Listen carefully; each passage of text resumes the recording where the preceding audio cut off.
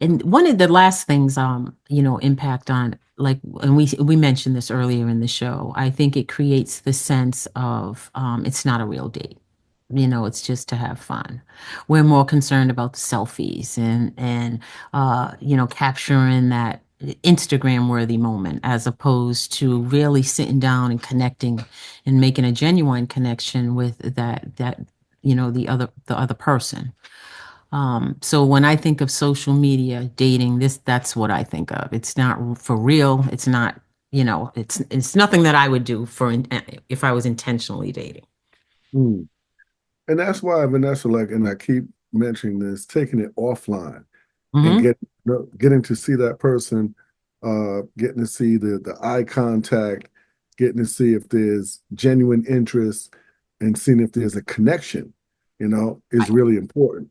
And I'm pretty perceptive, so I kind of know if a female is really interested, you know what I mean? And she'll let you know. I think I've dated enough to where I can tell if a female is genuinely interested or if she's just kind of going through the motions and she's just using this as an opportunity to kind of, get out the house and hang out.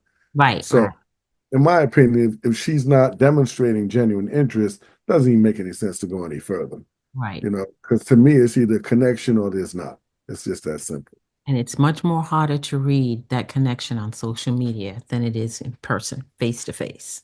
Oh, it's almost impossible because we're all going to send out our representative, and try to make it look like, Mhm. we're going to be polite, we're going to be, respectful, we're going to talk in a language where, we don't offend anybody, whereas face to face, you can kind of let your hair down a little bit and say, hey, what do you think about this? And what do you think about that? And, kind of be truthful, honest, and straightforward with one another, you Right, know. right. You ever see those shows where they date somebody online for a significant amount of time?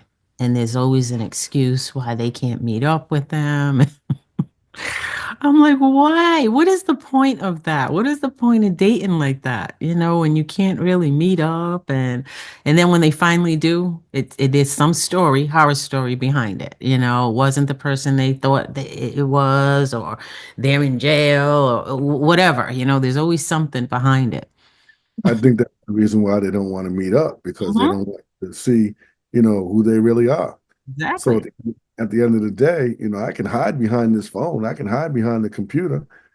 You know? Exactly. We've all seen we've all seen the television shows where it's the 12-year-old boy, pretending like he's, a 30-year-old male model who lives in, Vancouver and, he's got this elaborate lifestyle. And come to find out, you've been chatting with, little Jimmy, who's in the seventh grade. So Or even the scarier way, going the opposite. The 13-year-old girl is chit-chatting with the 40-year-old true, predator, true, posing as the 16-year-old guy. true. So, That's for another, topic, and that's real scary. mhm. That's real scary. And I'm glad my daughter is at an age now where, she's beyond Yeah. the teenage years, Oh, yeah. That's scary if you got a young daughter or even a young son, who could get caught up into a situation as well, with some of these predators out here. Yeah. So, All right, viewers, we're going to break and we are going to come back with the conclusion of our show. So stay tuned in with us.